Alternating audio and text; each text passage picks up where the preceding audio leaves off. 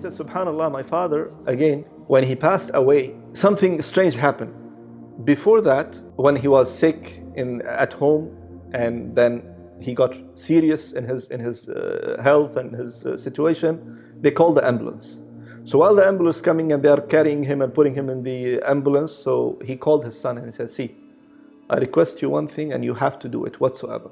So the son said, yes. Now he's the only son. The son said, yes, what I can do for you? He says, whatsoever happen, you have to build a masjid for me. So the son felt that, why my father is telling me like this, as he knows that, that he will die. So he said, yeah, inshallah, nothing will happen to you. He says, whatever the thing is, build a masjid for me. He said, inshallah.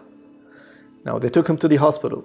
In the hospital, they checked him, the doctors and everything, and they said, the doctors telling the son that your father cannot make it for more than a few days. Yani his situation is really, really serious. He cannot make it.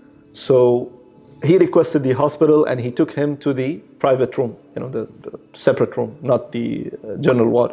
So now he is there. The second day, now the son is telling me, the second day this started happening. I'm sitting with my father alone. So the father said to the son, just be at the side, let this person come. And the son is looking here, like, who's this person? Like, no one is there. The door is closed. I'm standing in front of him, and the father. And the son is saying, my father is not like that. And my father will never ever say things like that, So he said, I respected my father. I just came in aside and said, and then he said to his father, like, can you tell me who's this person and how he looks like? He says, well, I can see a beautiful face with a beautiful smile on his face, and a smell, and he's wearing a white thobe and a kind of a white cap or a turban, and I can see him, he's just there. And so the son was like shocked, but he at the same time doesn't know what to do. He kept quiet, and then khalas, this was the first day. The second day, what happened, that he was there and his condition is getting little by little serious. Then the father telling him that, son, give space. Same thing. So the son again gave a space, and then the father starts saying, Assalamu alaikum rahmatullah. And he's saying, I'm quiet, observing every single thing that was going on with my father, For 5 to 10 minutes, Assalamu alaikum, Assalamu alaikum, Assalamu alaikum. After that, what happened, that he was talking to his uncle. The son is talking to his uncle and talking that, telling him about, what had happened and this is what happening. The father was sleeping at that time, and the uncle and the son at the room talking.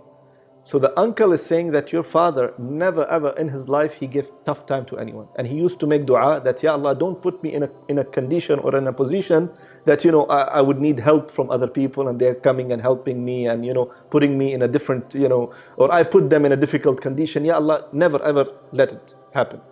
So they are just discussing and having the same thing, and after few seconds the uncle looked at the father, and the father is like still.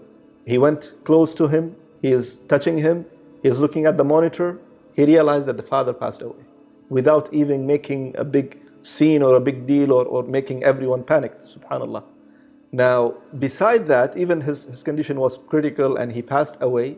But the son is telling me now, the one who called me, that all the process of the burial, everything, subhanallah, went so smooth. But normally it is a hassle.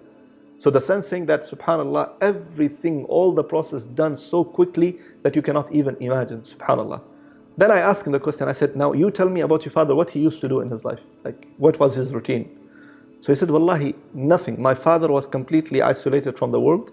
He's just a normal man, but completely isolated from the world, and never ever interfering in any person's life, never. And subhanallah, that struck the hadith in my mind, where the Prophet ﷺ says, "Min husn Islam al-mar tark ma la ya'ni."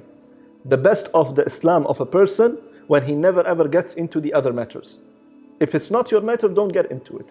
If it's not your matter, don't poke your nose in it. This is what the hadith says.